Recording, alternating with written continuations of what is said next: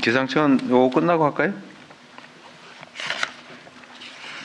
또 검토하고 난 다음에 하시죠. 기상청은. 네, 그렇게 하겠습니다.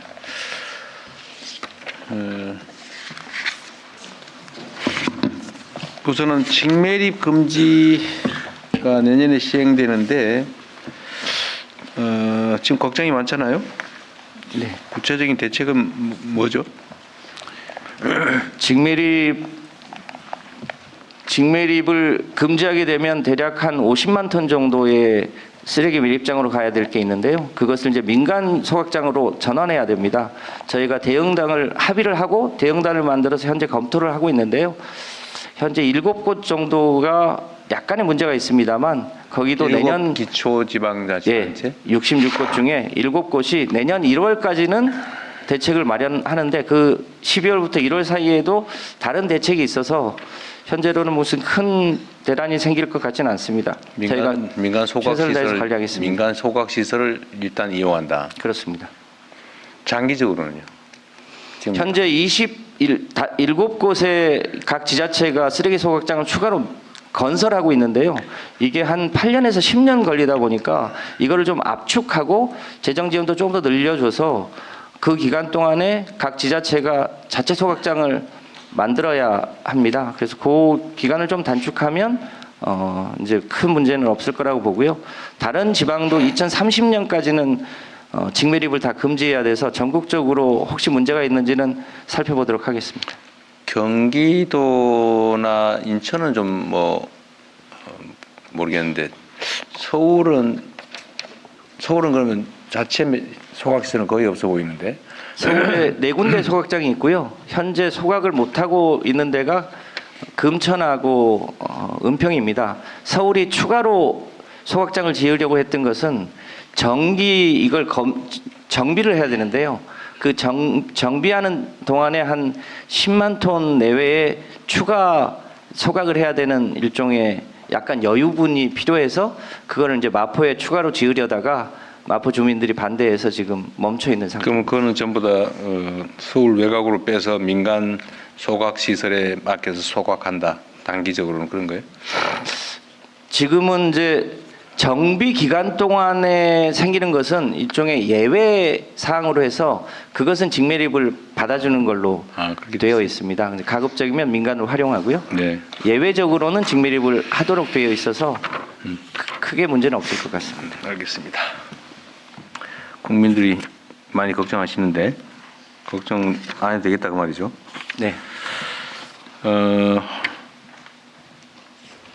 기후환경에너지부는 웬만한 다른 부처들은 안 그러던데 여기는 왜 2,930명이 정원인데 현원이 2,973명이라 더 초과됐을까요? 누가 답변을 좀. 이 정원보다 왜 현원이 많으냐 이 말이죠. 조직 담당 국장이라도 있을 거 아니에요.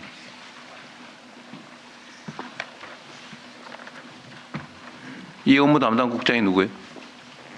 인원 관리하는. 여기 정책기획관에 있습니다. 네. 왜 인원수가 초과했어요?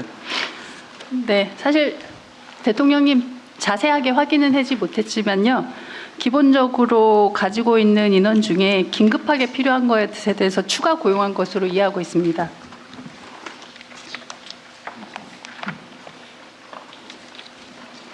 추가로 임시로 그렇게 하는 게 그 행안부가 다 동의를 하거나 저번에 복지부 같은 경우는 코로나 때문에 임시적으로 했다는데 여기는 특별히 그런 사안도 없는데 정원 초과 운영하는 게 좀 이상한데 이게 원래 환경부에서 초과되어 있었어요? 아니면 기후에너지 분야가 초과되어 있었어요? 환경부에서 추가되었을 것으로 보입니다. 기후에너지부는 추정하지 말고 이건 알고 팩트인데 합칭이 몇 달이나 됐다고. 그 전에 정원 관리는 어떻게 돼 있었어요? 통합하기 전에 몰라요? 저희가 8개 지방환경청까지 있어서 제가 추가로 늘리진 않았습니다만 기존 인력을 제대로 점검을 못해서 기존에 늘어 있었다는 거예요? 네. 에너지부 쪽이 늘려가지고 온 건 아니고 그렇지는 않습니다. 환경 쪽에 늘어 있었다. 네. 근데 그 행안부 쪽에서 계속 지적을 했을 건데 왜 다들 모르지? 기후부 출범 이후에 인력을 추가로 늘리지는 그러니까 않았고요. 그 전부터 한 40명 초과됐다는 건데 그걸 왜 아무도 모르고 있을까? 이유가 뭔지. 필요하면 정원을 바꾸든지 해야지. 그냥 적당히 늘려서 쓰고 있고 그러면 안 되잖아요. 이것도 나중에 원인 파악을 정확하게 해보시고요. 네. 신규 댐은 전에 얘기한 대로 14개 중에서 7개는 취소하는 걸로 하고 7개는 네, 두 군데는 공론화 기구를 만들어서 찬반이 워낙 치열하니까 그 공론화를 7개는 일단 취소하고 취소했습니다. 남은 7개 중에서 2개는 두 개는 공론화 공론화하고. 과정을 거치기로 하고 나머지 5개는 5개는 일종의 정밀 용역을 해서 꼭 필요한지 아닌지 다시 혹은 다른 대안이 있는지 없는지 이것까지 검토하기로 했어요. 판단해서 최종적으로 네. 확정할 예정입니다. 주민들끼리 갈등이 심하죠. 찬반이 지천댐 같은 경우 가장 심하고요. 감천댐이 약간 찬반이 있습니다. 지금 뭐 저번에 충청도 어디가 네, 충청도 청양부여 쪽에 있는 지천댐이 그게 지천댐이에요? 그렇습니다. 그건 과거부터 시도를 2차례 했는데 반대 주민의 반대가 세서 번번이 댐을 못 만들었던 지역이거든요. 그런 경험이 있어서 더한 것 같습니다. 그 판단에서 찬성이 많으냐 반대가 많으냐 또 일단 중요하긴 한데 그게 중심이 되면 안 되고 그렇습니다. 필요하냐 안 하냐가 먼저 더 중요한 판단 그래서 기준이겠죠. 공론화위원회 안에 찬반 주민들이 직접 참여하지는 않고요. 전문가들과 중립적인 분들이 참여해서 실제로 그 필요성이 있는지 여부를 판단하고 그 주민들의 찬반 여부는 이제 나중에 감안할 일이죠. 그렇습니다. 너무 휘둘리지 말자 그 말이에요. 네. 어느 쪽이든. 가습기 살균제 이거 참 계속 문제인데 이게 지금 재발 방지를 위한 시스템은 만들어 가나요? 예를 들면 유해 물질에 대해서 좀 더 정밀하게 통제해야 될 사전 통제를 해야 될 거 아닙니까? 그렇습니다. 이게 그건 뭐 어떻게 준비하고 있어요? 그때만 해도 이게 조금 느슨했던 것 같습니다. 이게 2006년에 처음으로 원인 미상의 폐질환 환자가 생겼으니까요. 그 전에는 이 화학물질에 대한 관리가 굉장히 느슨해서 그 이후에 소위 화학안전법, 화평법 이런 법이 그 후에 추가로 정확하게 대폭 얘기하면 이게 있습니다. 가습기 문제가 아니라 가습기에 첨가하는 화학물질의 문제였던 거잖아요. 그걸 승인했습니다. 아, 그것도 원래 승인 대상이긴 했는데. 네. 근데 그때만 해도 그걸 인체에 쓴다고 하지 않고 승인을 했는데 그게 그 어린이들 뭐 저기 호흡하는 데 좋다고 세상에 네. 아이들한테도 많이 썼다는 거 아니에요 지금? 맞습니다. 앞으로는 이런 일 안 생기나요? 네, 지금은 그 관련한 법안이 대폭 강화돼서요. 거의 한 10만 개 이상의 물질과 상품을 일일이 다 사전에 검수하고 네. 승인을 하거나 하고 있습니다. 지금 최근에 아마 우리 국민들께서도 좀 체감하실 텐데 지금 이제 얘기를 하니까 매년 봄만 되면 그 미세먼지 때문에 난리였잖아요. 네. 근데 최근에는 그런 게 많이 줄었어요, 그죠? 현실적으로? 거의 한 절반 가까이가 중국에서 영향을 미쳤는데요. 네. 중국이 빠르게 석탄을 재생으로 바꾸고 있어서 일단 원초적으로 넘어오는 게 줄어들었고요. 우리나라도 충남 지역에 있는 석탄 발전소가 30개인데 이 겨울부터 봄까지는 특별하게 계절 관리제를 해서 그 기간 동안에는 아예 멈추거나 그랬어요? 제약을 합니다. 그러니까 확실히 좋아졌고 전기차가 좀 늘어난 것도 영향이 있고요. 네. 그래서 과거보다는 훨씬 좋아졌습니다. 그런 것 같아요. 이게 객관적 수치상으로도 이걸 뭐라고 읽어요, 이거? 마이크로그램 이렇게. 마이크로그램. 26 마이크로그램이던 게 어쨌든 이제는 16 마이크로그램 정도로 그렇습니다. 절반 가까이 줄었다. 네. 훌륭한 일이네요. 일회용 컵하고 플라스틱 빨대는 이거 정권 바뀔 때마다 싸움 나요, 그죠? 문재인 정부 때 사실은 결정을 했는데요. 우리가 훨씬 재활용 제도를 잘하고 있었음에도 유럽의 일부 제도를 베껴가지고 했는데요. 점주는 점주대로 불편하고 소비자는 소비자대로 불편하고 네. 거기다 컵에 스티커도 붙여야 되고 이런 불편함이 있어서 시행이 안 됐는데요. 일회용 컵 보증제는 사실은 그 컵 가져갔다가 쓰고 난 다음에 가져오면 돈 돌려주겠다 그거잖아요. 그렇습니다. 그것도 매장에 돌려주거나 그걸로 컵을 그거를 위한 기계를 설치하거나 네. 좀 약간 특상 행정 느낌이 나요. 그렇습니다. 근데 병이나 이런 건 다르잖아요. 그야 뭐 아무데나 갖다 줘도 되고. 네. 근데 이거 종이컵은 플라스틱 컵은 조금 결국은 어떻게 하기로 했다고요? 이 컵은 그러면 원래 그러니까 이제 매장 내에서는 당연히 이제 일회용 컵을 안 쓰고요. 이제 매장 외로 가져갈 때 일회용 컵 보증제가 아니고 일종의 이제 돈을 더 플라스틱을 내라. 가져가면 거기에 이제 그 매장에서 자율로 100원 내지 200원을 실제로 받습니다. 그래서 그거는 이제 재활용 시스템으로 돌아가고요. 본인이 이제 텀블러를 가져올 경우에 한 300원 정도를 깎아주고 탄소 포인트도 받고 하면 일회용을 쓸 때와 텀블러를 쓸 때 가격 차이가 그건 대략 강제하는 겁니까? 그건 본인이 선택하는 겁니다. 아니까 본인이 선택을 하는데 뭐 텀블러를 가져갈지 종이컵으로 받을지 그건 당연히 고객이 선택하는데 네. 거기에 대해서 어떤 부담금을 주고 어떤 혜택을 줄 거냐는 강제되는 거냐 이 말이죠. 일단 제도는 의무화하고요.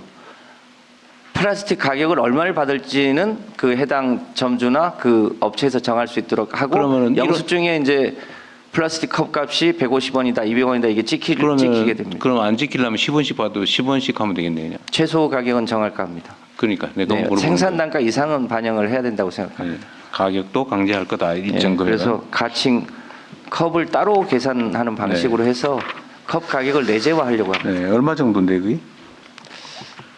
이제 대략 한 100원에서 200원 정도. 100원, 200원 정도? 네. 그러면은 이 자기 컵을 가져가면은 한 그냥 이제 정해진 5,000원이다. 단가에서 네. 최소 100원에서 200원 정도는 깎아 줄 거고 만약에 네. 종이컵으로 받아가면 정해진 가격에 1, 200원을 더 내야 되고 그렇습니다.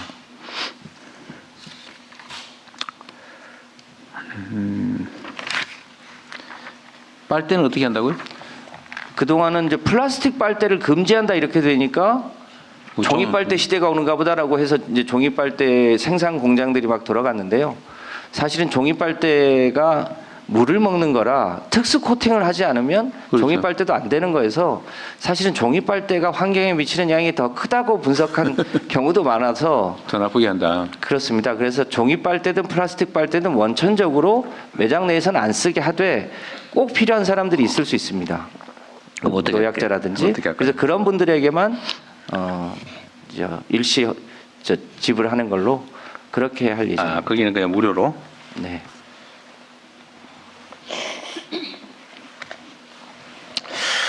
네, 알겠습니다. 하여튼 이것도 어떤 제도를 만들 때는 실현 가능성이나 국민 편이나 뭐 이런 걸 다 고려를 해야 되는데 그냥 네, 불편함이 없도록 하고 필요성만 고려해가지고 하다 보니까 저항도 생기고 그렇습니다. 비난도 받고 정책의 신뢰도 떨어지고 그런 것 같습니다. 근데 환경 분야는 그런 게 많죠. 네. 이상적으로는 해야 될 일인데 생활상의 불편을 주니까 자칫 잘못하면은 비난받을 가능성이 많으니까 각도의 신경을 쓰면 좋겠습니다. 네. 에너지 분야는 2030년에 100기가와트 목표로 재생에너지를 확대하겠다고 그러는데 네. 지금 대한민국의 현재 에너지 생산량이 얼마예요? 34기가 누적 34기가입니다. 연간 네. 총량입니다. 총량이? 네. 그러니까 발전 이 시설의 총량입니다. 플랫 상태. 네, 발전 시설의 총량이 평균, 34기가입니다. 이걸 100기가로 늘린다 그런 거고요. 네. 그 중에 재생에너지를 이 중에서 30년 목표에는 얼마입니까? 아니 그러니까 재생에너지를 현재 누적 34기가에서 그걸 100기가까지 재생에너지만 네. 30기가 정도인데 근데 제가 그 얘기 물어봤어요. 재생에너지도 뭐 다 합쳐서 총 생산되는 전기 에너지가 얼마 정도입니까? 지금은? 기후부 이차관입니다. 네. 총 현재 에너지 설비는 전력 설비는 한 145기가와트 정도 되고요. 145기가와트. 이번에 추가적으로 현재 거기에 재생에너지가 30기가와트 정도 되는데 이걸 네. 100기가로 2030년까지 크게 키우겠다는 거고요. 네. 발전량으로는 현재 560테라와트/아워 정도 생산하고 있습니다. 그 30년에 재생에너지를 100기가와트 용량으로 만들면 전체 총 에너지 생산량은 얼마쯤 되는 거예요? 목표가? 2030년 목표 한 600테라와트/아워 정도 생각을 하고 있고요. 거기에 재생에너지 테라와트 아워면 도대체 기준이 뭐예요? 기가와트로 표현해 보세요. 테라와트가 기가와트의 1000배니까요. 그게 이제 사용한 1년에 사용한 총량을 얘기하는 거고. 그렇고 이제 발전 동시간대 설비의 생산 발전 설비의 캐파라고 하는 거예요. 생산 그게 얼마 정도냐고요? 2030년 말씀하시는 거죠? 네. 2030년에 한 그 190기가와트 정도 됩니다. 90기가와트 정도를 목표로 한다고요? 그럼 재생에너지가 한 5, 60% 정도 되는 거예요? 용량 기준은 그렇습니다.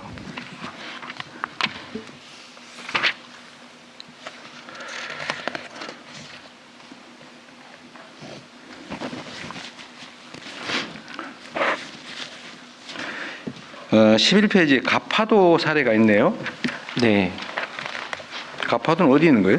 제주도에서 마라도로 가는 최남단 바로 직전에 있는데요. 네. 이명박 정부 때 그 가파도에서 탄소 중립섬 실험을 했는데 네. 실패를 했습니다. 실패한 이유가 육상에 풍력기를 2개를 설치를 했는데 그게 인도산 풍력기를 설치를 해가지고요. 고장이 났는데 고칠 수가 없어서 사실상 실패를 해서 저희가 이제 24시간 시계보자. 24시간 재생에너지만으로 소위 발전이 가능한 시스템을 실증해 보려고 합니다. 네, 여기 풍력, 태양광, 에너지 저장 장치, EMS는 뭐예요? EMS 여기 EMS라고 쓰는? 에너지 관리 매니지먼트 시스템으로 시스템. 전체적으로 이제 전력망을 매니지 관리 시스템. 매니지 시스템입니다. 네. 이거를 만들어 가지고 그 자체적으로 분산 전력망의 모델을 한번 만들어 보자. 네, 거기에 현재 등유 발전을 하고 있는데요. 등유를 전혀 쓰지 않고 재생에너지만으로 특히 이제 야간에 네. 태양이 없을 때 소위 ESS 시스템 등으로 해서 그야말로 100% 탈탄소 실험이 가능한지를 네. 실증해 보려고 합니다. 밤에 에너지 공급이 제일 중요하겠네. 네.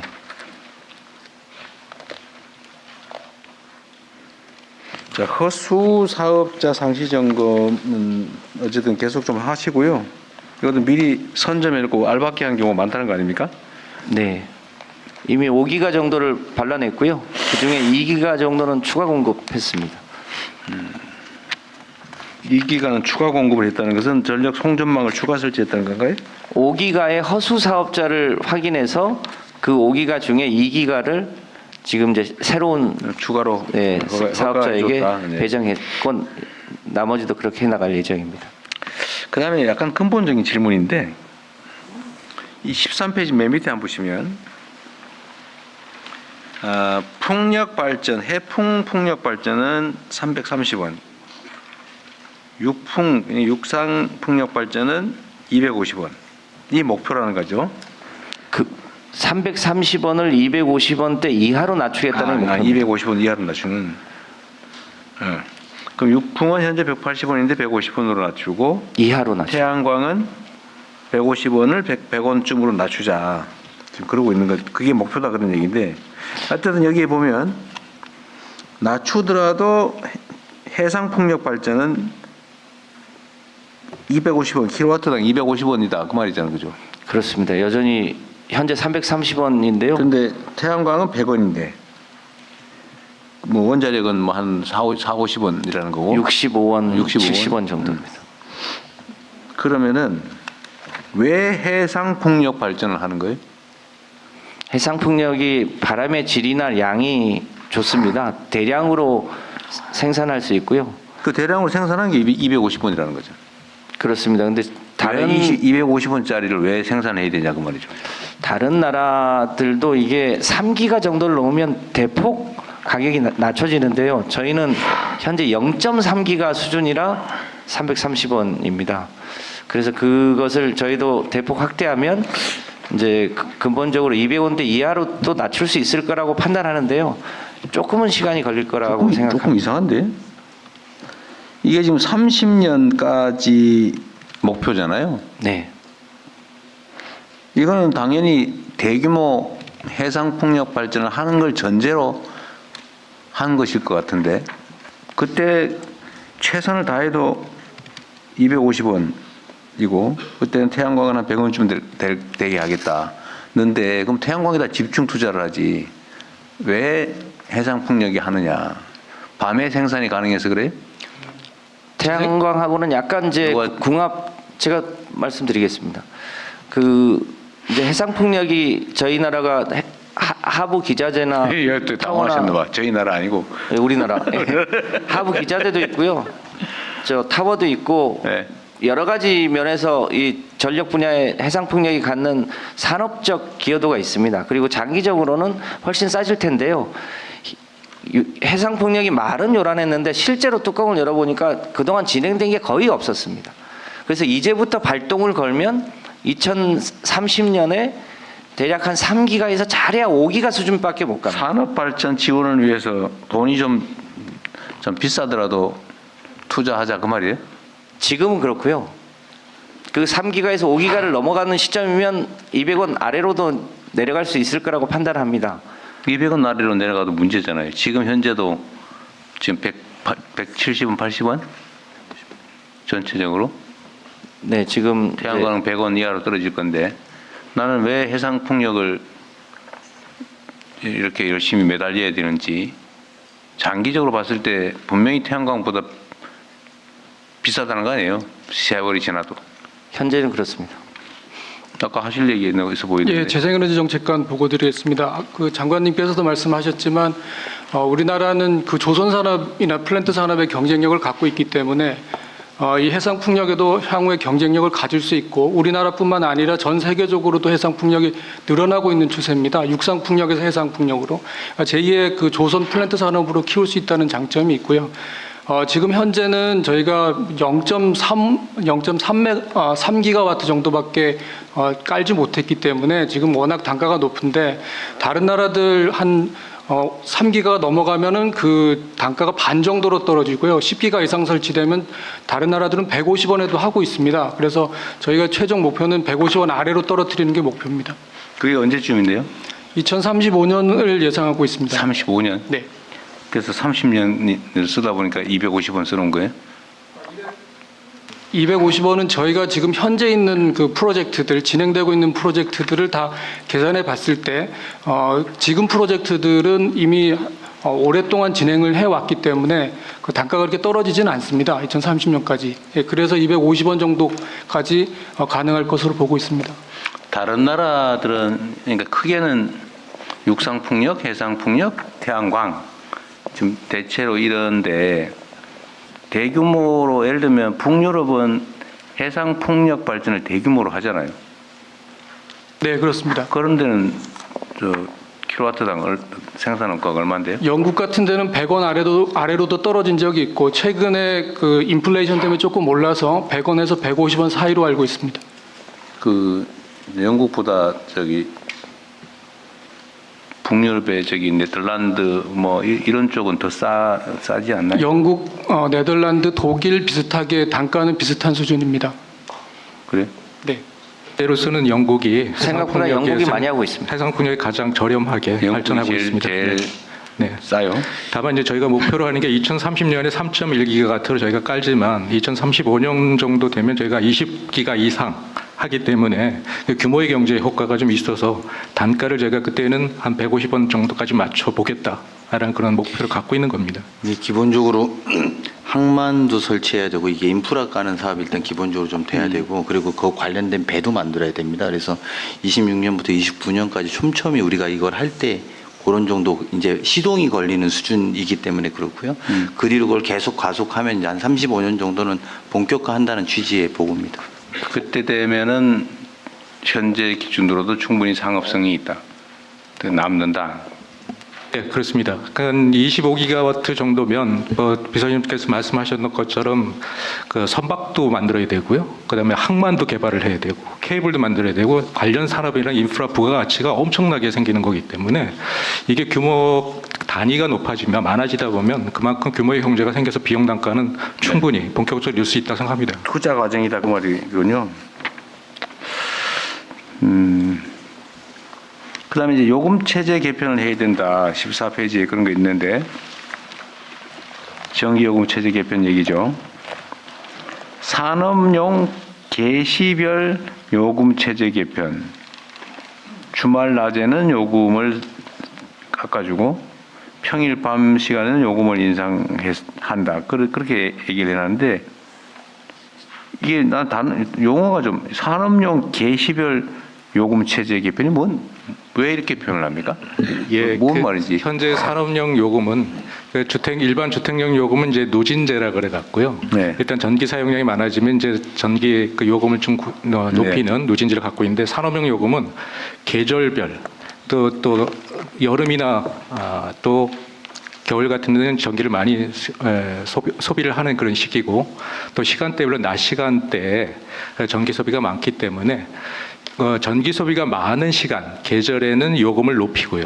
그래서 전기 절약을 유도하고 그다음에 전기 소비가 좀 적은 계절 시간대에는 요금을 좀 낮춰서 전기 소비를 좀 장려하는 그런 식의 요금 구조를 갖고 있는데 네. 태양광이라든지 재생에너지가 많이 들어오다 보니까 이제는 태양광이 많이 발전하는 시간대에 산업 수요를 많이 일으켜줘야 되겠다. 네. 그래서 전력섭을 맞춰줘야 되겠다. 그래서 태양광은 생산하는 전기를 버리지 말아야 되겠다라는 차원에서 그래서 한다는 걸 요금, 이해하는데 용어와 표현이 좀 이상하다 그 말이에요. 주말 낮 시간대 요금을 인하를 한다. 주중에 낮 시간에 요금을 인하하는 건 물론 주말에는 수요가 별로 없으니까 주말에 많이 쓰라고 주말에 깎아준다 그 말이에요. 네, 특히 경부학이라고 해도 제가 최저 전력 수요를 보이고 있는 건 연휴 동안 주말에 낮 시간 그다음에 동안입니다. 평일 밤 시간에 요금을 인상을. 평일 낮에 더 많이 쓰지 않아요? 왜 근데 평일 밤에는 요금을 올려요? 이건 밤에 태양광이 없으니까. 태양광이 낮에는 이제 태양광이 발전을 안 하기 때문에 그래서 이거를 그런데 왜 산업용 개시별 요금 체계라고 그래요? 그래서 이제 산업체 개시가 뭐예요? 개시가? 계시별은 계절별, 계절별, 시간별. 네. 그래서 전력 수요가 한자를 많은 배워야 된다니까. 많은 계절, 많은 시간. 네, 알았습니다. 이렇게 줄여서 얘기하고 개시별, 있습니다. 네. 계절, 시간별